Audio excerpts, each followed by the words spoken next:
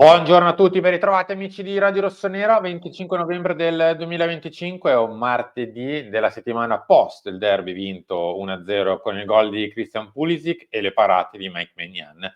E da qui, appunto, ricominceremo per delineare invece il futuro del portiere del Milan e del portiere in generale, nel senso di ruolo, al Milan. Saluto Enrico Boiani, ciao Henry. Ciao, buongiorno a tutti, ben ritrovati Simo. Vedo che qualcuno ha preso male la sconfitta del derby. Vedo Non che noi. qualcuno sta continuando a rosicare, sta continuando a inneggiare alla fortuna, che per carità è verissimo. Vedo che però dopo 24 ore, siamo quasi a 48, non è passata. Forse qualcuno pensava di essere ingiocabile, non lo so. Vabbè, bene Oh. così. Mettete like se anche voi pensate questo, iscrivetevi al canale, attivate la campanella, commentate, solite cose, ragazzi, vi vogliamo bene e speriamo che vada avanti così, cioè che qualcuno continui a avere in testa questa sconfitta nel derby. Ma no, ma tranquillo che adesso è passata, c'è la Champions, si cancella tutto e tutto va in cavalleria, è una partita come le altre, a questo punto. No, scherzi a parte, dobbiamo ovviamente parlare di Mike, ma non tanto per ribadire l'ennesima volta cosa è successo la scorsa primavera, eccetera. Ho visto che anche ieri Matteo Moretto l'ha raccontato ancora una volta, insomma, adesso non è per prenderci i meriti, però, insomma, per una volta tanto, insomma, che ce l'abbiamo fatta arrivare prima, insomma, cioè, ci riprendiamo anche. Se siete stati, scusate, attenti la scorsa primavera, lo sapete praticamente da 6-7 mesi cosa è successo con Mike Maignan lo scorso mese di marzo-aprile circa, quando vi abbiamo raccontato com'è andata. Non sto qui a rifare tutto il patatrack di quello che è stato combinato dal nostro dirigente, ovvero Giorgio Furlani, per quanto riguarda il contratto di Mike Maignan, e in questo momento ci ritroviamo praticamente con un portiere che va a scadenza, con uno dei portieri più forti al mondo, che ne dica chi stava scrivendo qualche mese fa che non era così ed era giusto che il Milan ritoccasse al ribasso le cifre, perché le ho lette non sui social, proprio carta stampata, nero su bianco, inchiostro, queste robe qui. Non E proprio poi bianco, Simo. no, non proprio bianco, non proprio bianco. Ma è un colore che ogni tanto, insomma, con casa Milan ci si sposa molto bene. Evidentemente il rosso e il nero spondono un po' e fanno un colore un po' più, un po' diverso, simile. Va bene, dobbiamo parlare però del futuro, perché insomma non ci si può certo fermare al netto del fatto che è stato fatto un errore grande come una casa, ma non per altro, perché semplicemente, tra mille virgolette, con un rinnovo di contratto a 5 milioni ti assicuravi un portiere tra i più forti che ci sono in circolazione.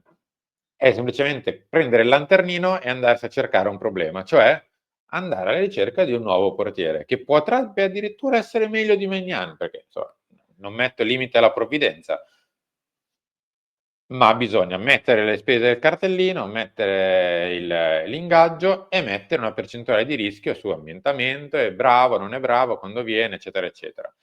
Mentre tu avevi una certezza in casa a 5 milioni di euro. Va bene, hai voluto fare i tuoi soliti giochetti con l'abaco e adesso ci ritroviamo con i problemi di campo.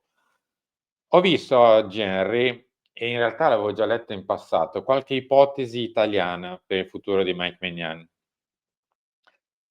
Ehm, Se ci volete credere bene, se non ci volete credere ovviamente amen, pazienza, ma sulle ipotesi italiane di Mike Maignan andrei molto, ma molto, ma molto cauto. In questo momento storico nella testa di Mike Maignan c'è altro e ve lo diciamo adesso tra poco. E ahimè non è il rinnovo di contratto con il Milan, ma non è quello di restare in Italia. Guarda, sì, ma a me la cosa che dispiace, tra l'altro, è che in queste ore, in questi giorni, in questo periodo si sta anche cercando, magari volenti o nolenti, nel senso magari qualcuno lo fa anche involontariamente perché non conosce la storia a pieno fino in fondo come ve l'abbiamo raccontata noi, però si sta anche cercando di mettere la questione su un punto di vista economico, no? Cioè Maignan aveva detto sì, un rinnovo a certe cifre, poi il rinnovo non c'era più a quelle cifre e quindi Maignan ha detto no. No, non funziona così, ve l'abbiamo raccontato già 1500 volte. Maignan se non rinnova non è per questione di cifre, è per il principio, è per la professionalità, è per lo scherzo che gli è stato fatto e che più che scherzo è veramente una roba invereconda per un professionista del suo calibro. Non è una Per tutti in realtà. Sì, tra l'altro. Non è una questione di cifre, che le cifre abbiano un peso, lo sappiamo, stupidi non siamo, stupidi non siete nemmeno voi, e quindi che l'impatto economico sui giocatori di calcio sia importante, cioè, l'abbiamo sempre detto e lo sappiamo. Con Maignan però, e in questo caso specifico, non è una questione di cifre, tant'è che Maignan dice sì in una situazione tragica del Milan, non so se vi ricordate di questi tempi come eravamo messi l'anno scorso, tragica del Milan, incerta sul futuro del Milan stesso, eccetera, eccetera, eccetera. Quindi non è una questione economica, per Maignan non lo è mai stata. Ora, io non so se, diciamo, tu volendo potresti rilanciare per provare a convincerlo anche sotto quel piano lì, ma non penso nemmeno che possa bastare. Magari lo provi a ingolosire, per carità, ma non penso che possa bastare, punto primo. Punto secondo, sì, ma a me sembra proprio non ci sia l'intenzione di farlo, cioè non mi sembra che escano notizie della serie il Milan sta provando a fare di tutto per convincere Maignan, rilancia per convincere Una Maignan, parte del vuole Milan. tornare sui suoi passi, cioè non c'è nulla di tutto questo se non quel mezzo tentativo fatto da Tare a fine agosto. Per il resto, cioè, non mi sembra che trapelino notizie con una volontà spasmodica del Milan di fare dietro front, di rimangiarsi le cavolate che ha fatto, eccetera, eccetera, no? Quindi ormai le strade sembrano destinate a separarsi a fine anno, salvo clamorosi colpi di scena che io spero, perché sono onesto, io spero che ci sia il colpo di scena finale, il colpo di teatro, che ne so, a marzo il Milan fa il tentativo estremo, rilancia, chiede scusa, A marzo. Magnanzi... Sì, a marzo perché il mese ormai l'abbiamo etichettato A- come il mese del risolutivo di tutto. Io me lo auguro, però non credo che accadrà e come hai detto tu c'è una discriminante nel futuro di Maignan, più che altro c'è un'ambizione nel futuro di Maignan, no? Che forse deciderà e indirizzerà la scelta della sua prossima squadra.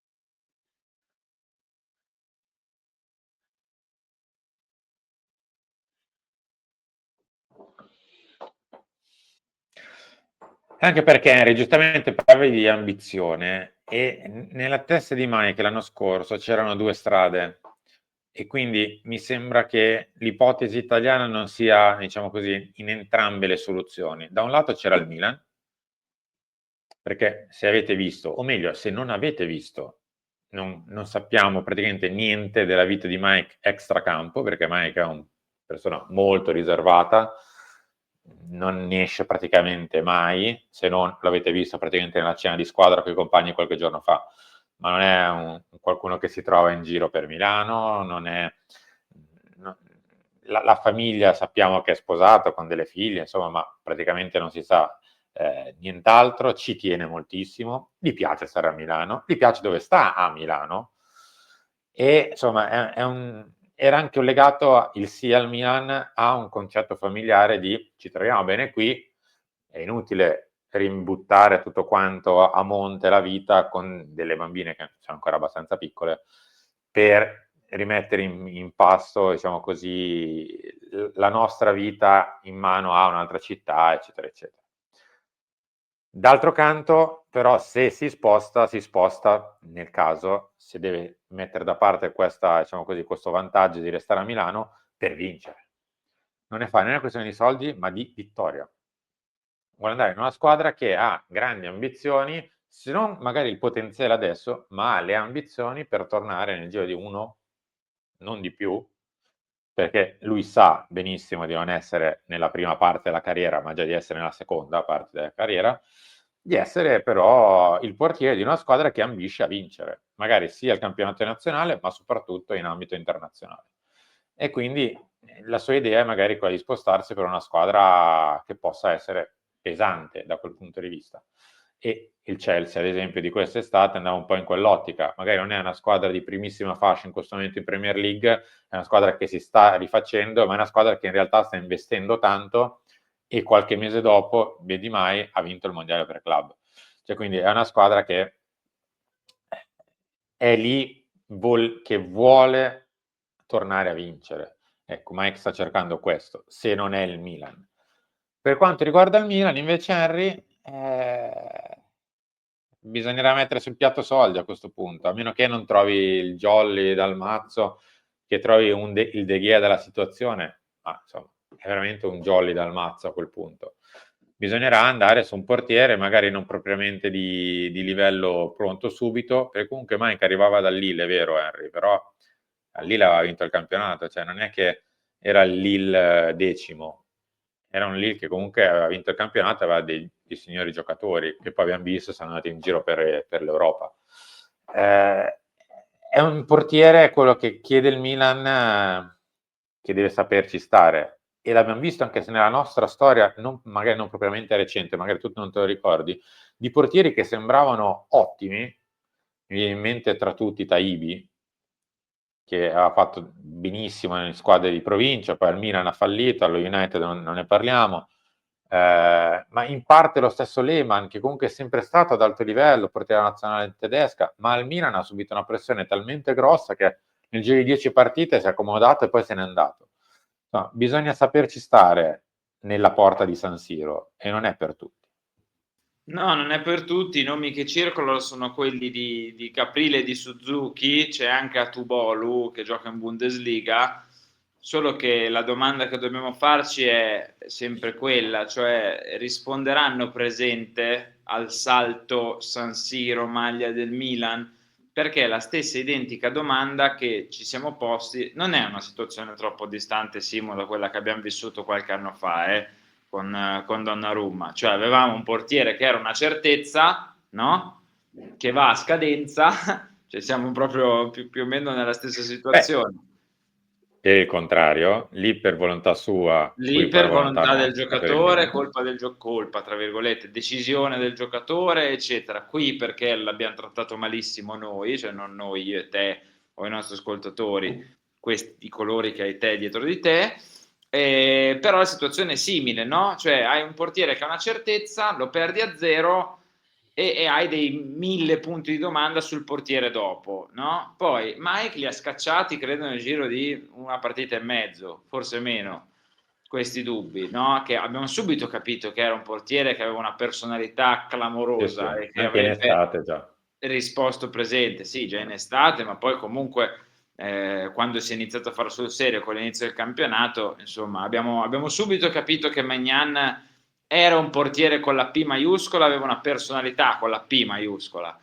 È ovvio che adesso sei nella stessa situazione, cioè devi trovare un portiere che risponda presente, che sia di quel livello lì in termini di carattere, di carisma, anche perché in tutto ciò Mike Maignan è il capitano del Milan e tutti gli altri giocatori riconoscono in Maignan di essere il capitano, cioè meritatamente, tra virgolette. Quindi non lo so, situazione non bella, lo sappiamo, ripeto, io spero in un colpo di scena, spero che qualcuno impazzisca e dica no, piuttosto che perderlo a zero gli do 7-8 milioni, non so come se sia neanche possibile, non so se neanche se Magnan, cioè se il Milan arriva, se Furlani va a casa sua e gli dice Mike, scusa, siamo stati dei cretini, abbiamo sbagliato, chiediamo perdono e ti diamo 8 milioni. Non so se Magnan ti dice ah ok, allora va bene, cioè bisogna capire. Quindi situazione non bellissima, ma un portiere dovrò metterlo in porta l'anno prossimo. Io non so se c'è qualcuno che va a scadenza di altri portieri di alto livello. Per Mike pensavo prima quando facevi riferimento alla squadra, Simo, anche il Bayern Monaco potrebbe diventare un'opzione perché insomma Manuel Neuer inizia a avere la sua età e quindi magari qualche porta in più rispetto all'anno scorso per Maignan si libera, e si libererà anche quella del Milan però. Mm. L'importante è che non cadiamo nel solito problema e chiudiamo. L'anno scorso, di questi tempi, chiunque piuttosto che Teo Hernandez.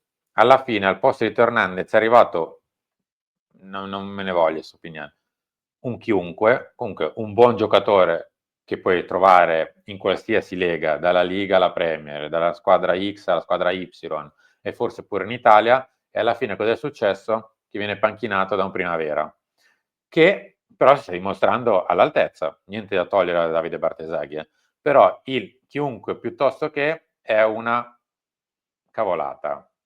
Che anche Perché questo ho nel letto. calcio, Simo, chiudiamo con Eh, questa frase che so che piacerà a molti, perché nel calcio ci sono le categorie. vabbè, quello poco ma sicuro. Henry, grazie, ci ritroviamo tra poco, Lunch Talk, e ci avviamo a vivere questa 2 giorni di Champions League dal divano. Sì, ma finirà anche questa, finirà anche il Finirà. mercoledì e il martedì con noi seduti a guardare gli altri. Dai, ciao a tutti, ci ritroviamo più tardi.